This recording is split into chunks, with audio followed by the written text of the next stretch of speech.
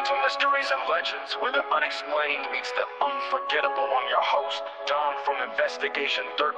Join me on a journey into the unknown, where we'll explore the strange, the bizarre, and the inexplicable. From ghostly encounters to cryptic legends, we'll dive into the stories that will leave you questioning what's real and what's just beyond the veil. From ghostly encounters to unexplained mysteries, we'll explore the most bizarre events from around the world.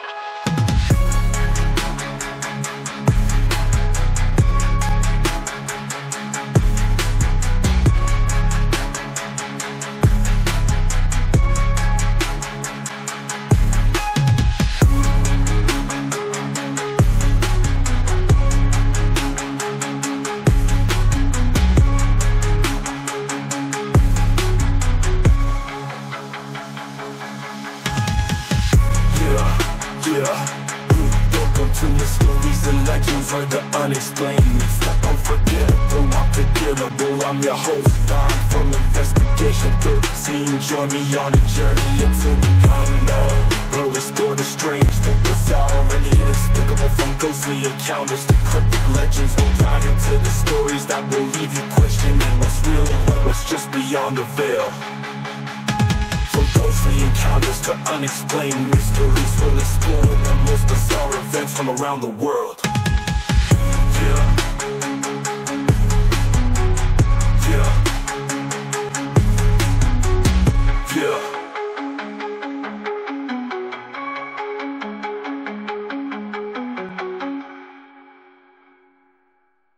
The Abandoned Asylum.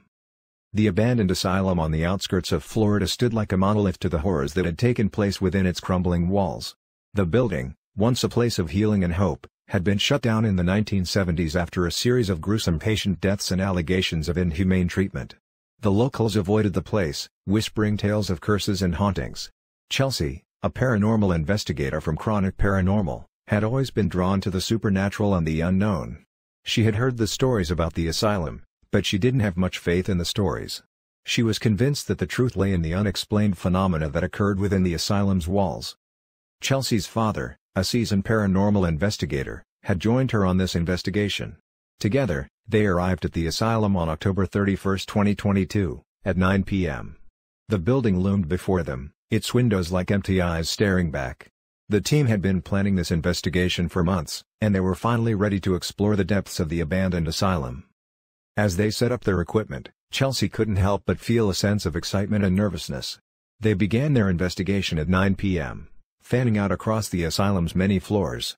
They set up cameras, audio recorders, and EMF meters, trying to capture any evidence of paranormal activity. Chelsea had been documenting her investigations on her YouTube channel, and she was determined to capture some compelling evidence for her next video. The first few hours passed without incident, but as the clock struck midnight, strange occurrences began to happen. Doors would slam shut on their own, and the team would hear faint whispers in their ears.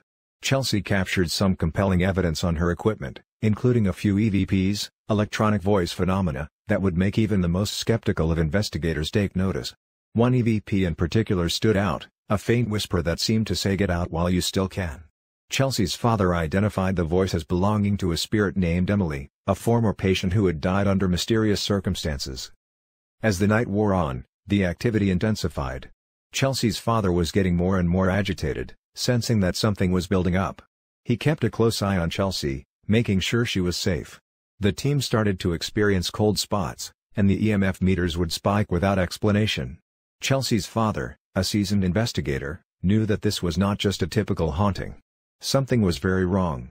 At 2:45 a.m., Chelsea decided to conduct a solo investigation in the asylum's infamous room number 3. This was the room where the most violent and disturbed patients had been kept, and it was rumored to be one of the most haunted places in the asylum. Chelsea climbed the stairs, her heart pounding in her chest. The room was dimly lit, the shadows cast by the flickering lights making it seem like the patients were still alive.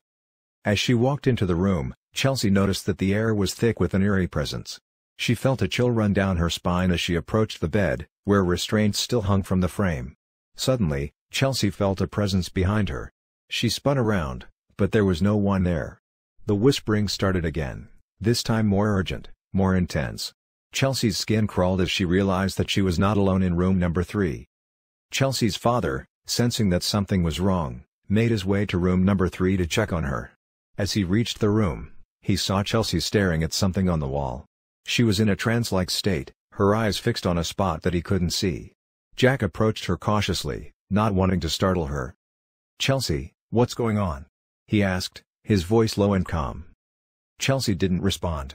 She was in a world of her own, a world that was full of darkness and terror. Jack knew that they needed to get out of there, fast. "Chelsea, we need to go," he said, his voice firm but gentle. But Chelsea didn't move. She was frozen in place, her eyes fixed on something that was drawing her in. Jack knew that he had to act fast. He grabbed Chelsea's arm, pulling her away from the wall. As they stumbled out of room number 3, the entity made its presence known. The lights flickered, and the wind howled outside.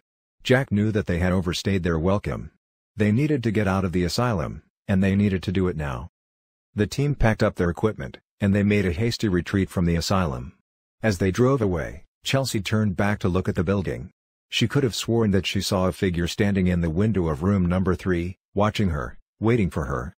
The drive back to their hotel was silent, the team still trying to process what had happened. They knew that they had encountered something malevolent, something that didn't want them around.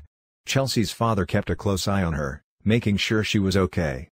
As they arrived at the hotel, Chelsea turned to her father and said, "I think we're done with investigations for a while, Dad. I don't feel safe." Jack nodded in agreement. "We'll take a break, kiddo. But we'll be back. We'll uncover the truth behind these hauntings." The rest of the night was fitful. Chelsea's dreams were haunted by the events of the investigation. She knew that she would never forget the terror she experienced that night, and she knew that she would never be the same. The chronic paranormal investigator had been given a glimpse into a world beyond our own, a world that was full of darkness and malevolence. And when the lights go out, and the wind whispers through the trees, Chelsea knows that she's not alone. The entity from the asylum is still out there, watching, waiting.